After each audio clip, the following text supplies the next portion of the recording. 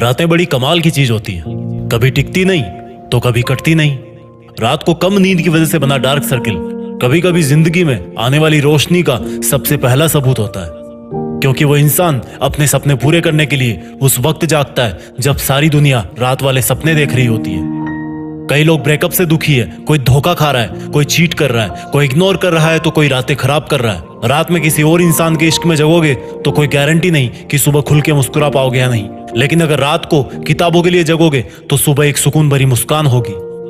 सुनो यार, ये रातें मुस्कुरा रही है, तुमको गले लगा के ये सर्दी की रातें नींदों की आहुति मांग रही है। थोड़ा गौर से देखोगे तो पाओगे कि जिंदगी मन ही मन मुस्कुरा कर कुछ दिन बाद मिलने वाली सफलता का नेक नींद के रूप में एडवांस में मांग रही है। पता है इंसान खुद के सबसे करीब कब होता है? जब उसे अपने आसपास कोई नहीं मिलता, चारों तरफ सन्नाटा होता है, जब वो खुद होता है और बस उसके वो सपने होते हैं जो उसको हर रात जगाए रखते हैं। जब कोई बंदा या बंदी किसी एग्जाम में टॉप करते हैं तब हमें लगता है कि उसको सफलता ऐसे ही मिल गई है, लेकिन ये कोई नहीं जानता कि उस बंदे की या उस बंदी की इस 2 डिजिट की रैंक के पीछे ना जाने कितनी रातों की कुर्बानी और मेहनत छुपी हुई है।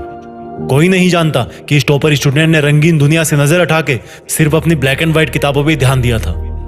ब्लैक एंड व्हाइट किताबें जो दिखने में जितनी रंगहीन और बोरिंग होती है, वो उनसे प्यार करने वाले और पढ़ने वाले की जिंदगी में उतना ही ज्यादा रंग भरती है। ठीक उसी प्रकार से ये रातें भी सिर्फ काली दिखने में होती है, लेकिन वो इसलिए काली होती है क्योंकि वो अपनी चमक रातों में मेहनत करने वालों की जिंदगी के लिए बचा के रखती है।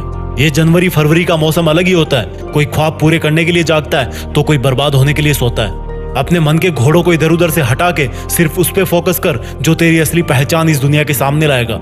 एक बिना पढ़े लिखे और पढ़े हुए इंसान में यही फर्क है कि भले ही वो दोनों जिंदा रहने के लिए ऑक्सीजन पीते हो, लेकिन अगर एक पढ़ने लिखने वाला भी पढ़ाई को बोरिंग कहेगा तो फिर फर्क क्या रह जाएगा?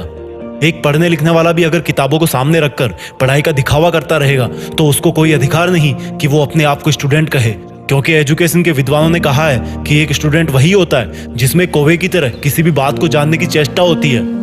एक बगुले की तरह अपनी पढ़ाई पे नहीं सपनों पे भी ध्यान होता है। वो एक कुत्ते की तरह हमेशा चौकन्ना होकर सोता है, जितनी जरूरत हो उससे थोड़ा कम खाना खाता है और घर से दूर रह के भी पढ़ाई कर सकता है। जिस बंदे में ये 5 लक्षण होते हैं वो एक आदर्श विद्यार्थी होता है। इनके अलावा एक और गुण मैं इस जीत फिक्स के माध्यम से विद्यार्थियों के साथ जोड़ना चाहता हूँ। वो एक सच्चा देशभक्त होना चाहिए। उसको देश में अपना नहीं बल्कि दुनिया में देश का नाम करना चाहिए। जय हिंद,